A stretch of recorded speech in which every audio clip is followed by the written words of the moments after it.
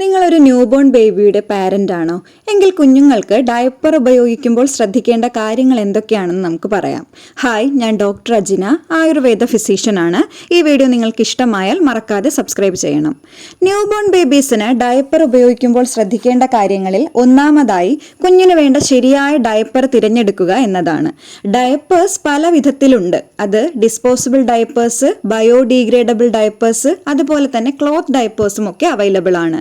ഇത് തന്നെ പല വിലയിലുള്ളത് ഇന്ന് മാർക്കറ്റിൽ ലഭിക്കും. ഇതിൽ നിങ്ങളുടെ ജീവിത സാഹചര്യങ്ങൾക്ക് ഉതകുന്നത് ഏതാണെങ്കിലും തിരഞ്ഞെടുത്ത് ശരിയായ രീതിയിൽ ഉപയോഗിക്കുകയാണെങ്കിൽ കുഞ്ഞിന് യാതൊരു ബുദ്ധിമുട്ടുകളും ഉണ്ടാവുകയില്ല. അതുപോലെ തന്നെ നിങ്ങൾ തിരഞ്ഞെടുത്ത ഡയപ്പർ കുഞ്ഞിന് സ്യൂട്ടബിൾ ആണോ എന്ന് നോക്കണം. അതായത് സൈസിന്റെ കാര്യമാണ് പറയുന്നത്. ഇപ്പോൾ ഡയപ്പർ ഇടുന്ന സമയത്ത് കുഞ്ഞിന്റെ അംബിലിക്കൽ കോഡ് അല്ലെങ്കിൽ പൊക്കിൾ കൊടിയൊക്കെ സ്റ്റംപ് ചെയ്ത് വെച്ചിരിക്കുന്നതൊന്നും കവർ ആവാതെ നോക്കണം. ഇനി പൊക്കിൾ കൊടി അഥവാ അംബിലിക്കൽ കോഡ് കൊഴിഞ്ഞു പോയതിനു ശേഷമാണെങ്കിലും ആ ഭാഗത്തുള്ള ചെറിയ മുറിവ് ഉണങ്ങുന്നത് വരെ ആ മുറിവ് കവർ ആവാതെ നോക്കേണ്ടതും വളരെ അത്യാവശ്യമുള്ള ഒരു കാര്യമാണ്. അടുത്തതായി കുഞ്ഞിന് ആവശ്യമുള്ള അത്രയും ഡയപ്പേഴ്സ് സ്റ്റോക്ക് ചെയ്ത് വെക്കുക എന്നുള്ളതാണ്.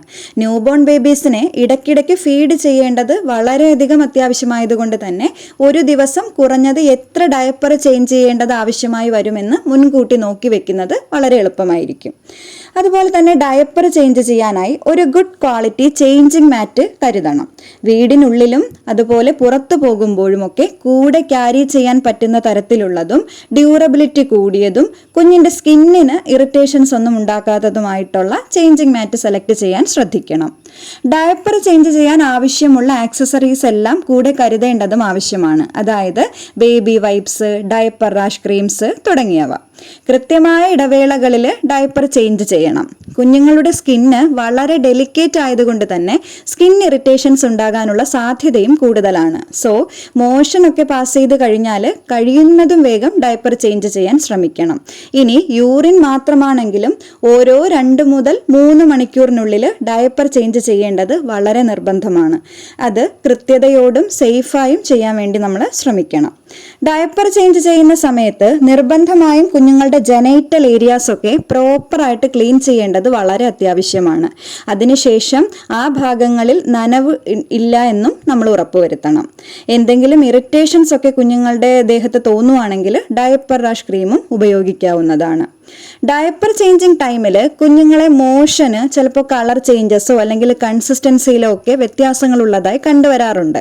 ഇത് സ്വാഭാവികമാണ്.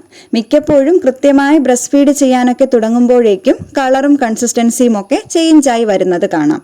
ഇത് കണ്ടിന്യൂസ് ആയിട്ട് ഇങ്ങനെ തന്നെ നിലനിൽക്കുന്നുണ്ടെങ്കിൽ മാത്രം ഒരു ഡോക്ടറുടെ അഭിപ്രായം തേടാവുന്നതുമാണ്. ഡയപ്പർ ചേഞ്ചിങ് മിക്ക കുഞ്ഞുങ്ങൾക്കും അത്ര സുഖകരമായ ഒരു എക്സ്പീരിയൻസ് അല്ല. സോ ഡയപ്പർ ചേഞ്ചിങ് ആ സമയം കൂടുതൽ ഇൻട്രസ്റ്റിംഗ് ആക്കാൻ വേണ്ടി നിങ്ങൾക്ക് വേണമെങ്കിൽ അവരോട് ചെറിയ റൈംസ് ഒക്കെ പറഞ്ഞു കൊടുക്കാവുന്നതാണ്. ഇത്രയും കാര്യങ്ങളൊക്കെ ഒന്ന് ശ്രദ്ധിക്കുകയാണെങ്കിൽ ന്യൂബോൺ ബേബീസിന്റെ ആ ഡയപ്പർ ചേഞ്ചിങ് സമയം കുറച്ചുകൂടി ഈസി ആക്കാനായിട്ട് കഴിയും. പ്രധാനമായിട്ടും ഇത്രയും കാര്യങ്ങളാണ് ഈ ഒരു കാര്യത്തിൽ നിങ്ങൾ ശ്രദ്ധിക്കേണ്ടത്. ഈ ഒരു വീഡിയോ ഇഷ്ടമായെങ്കിൽ please do like, share, comment and subscribe. Thank you.